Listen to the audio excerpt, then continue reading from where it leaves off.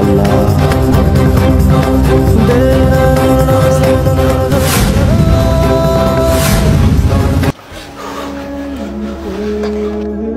তুমি এখানে থাকো, ওই এক্ষুনি নামাজ পড়ে বের হয়ে যাবে, তারপর তুমি যাও।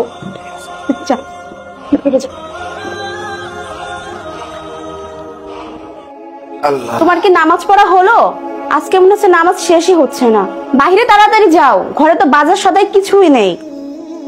হ্যাঁ আমি যাচ্ছি, তুমি কিন্তু নামাজটা পড়ে নিও কেমন, কারণ নামাজ ছাড়া তো উপায় নাই।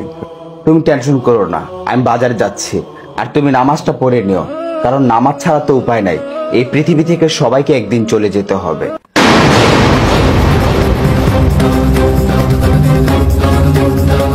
অন্তরা, আমার না অনেক ভয় লাগতেছে। তোমার স্বামী যদি এসে পড়ে তখন কি হবে? আরে তুমি ভয় পাচ্ছ কেন? আমি তো আছি, আর আমার হাজবেন্ড একদমই সরল সোজা, ও কিছু বুঝতেই পারবে না। তুমি কোনো টেনশন করো না, কেমন?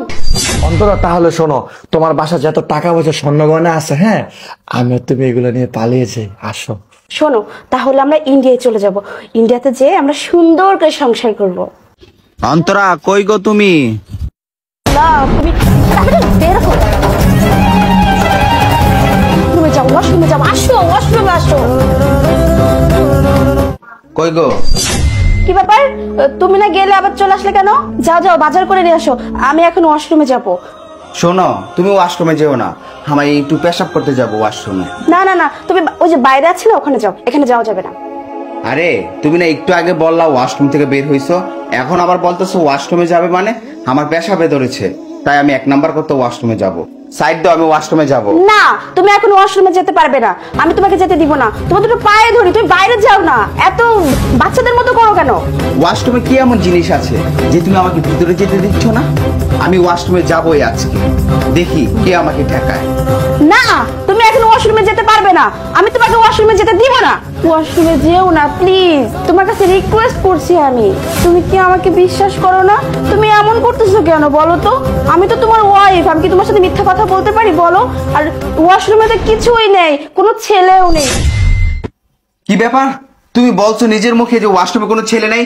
আমি কি এই কথা বলেছি যে ওয়াশরুমে কোনো ছেলে আছে কিনা? ছি, আজকে আমি ওয়াশরুম চেক করেই তারপর বাড়িতে যাব আর বাজার করে নিয়ে আসবো। তোমার চরিত্রটা এরকম আমি কখনো বিশ্বাস করতে পারছি না। তোমার তলে তলে যে শয়তানি চলে আর টেম্পু চালাও আমি আগেই বুঝতে পেরেছি, যার কারণে আমি ওয়াশরুমটা আজকে চেক করেই যাব। সরো আমার এখান থেকে। যেও না। দেখছো দেখছো, দেখো দেখো, আমার বান্ধবী দেখছো, ও পর্দা করে, তুমি হুজুর মানুষ, তুমি দেখলে ওর পাপ হবে না? এর জন্য বোরকা পরে আসতে। দেখছো, তুমি শুধু শুধু আমাকে ইয়া করো, সন্দেহ করো। ও, এটা তোমার বান্ধবী ছিল? আমিও কেমন জানি তোমাকে শুধু শুধু ভুল বুঝলাম। হ্যাঁ, আমাকে ক্ষমা করে দিও কেমন? হ্যাঁ, সরি আপু। হ্যাঁ, আসসালামু আলাইকুম। আচ্ছা, তোমার বান্ধবী পর্দা করে ঠিক আছে, কিন্তু সে জিন্স প্যান্ট কিভাবে পরে? তুমি এমন করতেছো কেন? তুমি তো ভালো মানুষ না দেখতেছি, তুমি আমার বান্ধবীর ফেস দেখার জন্য ওর হেজাবটাকে আমি এখন খুলে ফেলবো? না, আমি সন্দেহ করি নাই, কিন্তু তোমার বান্ধবী বেটা বেটা ভাব, অনেক লম্বা, ছেলেদের মতো আর কি।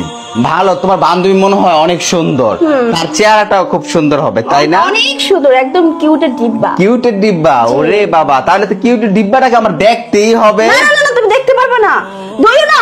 না, আমি চাইয়া বান্ধবী, তোর হাজবেন্ড কি মানুষত নাই? আমার দিকে তাকাচ্ছে কিভাবে? আমি চলে যাই। হ্যাঁ তুই যা, চলে যা।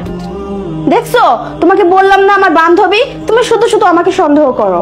এখন গ্রামে হাঁটবে আর বলবে যে তোমার চরিত্র খারাপ। ওহো, তুমি একটু একটা কাজ করো না, হ্যাঁ, তোমার বান্ধবীকে বলো যে কাউকে বলতে না, না হলে তো আমার মান সম্মান যাবে গা। সবাই বলবে যে অন্তরার হাজবেন্ডের ক্যারেক্টার খারাপ।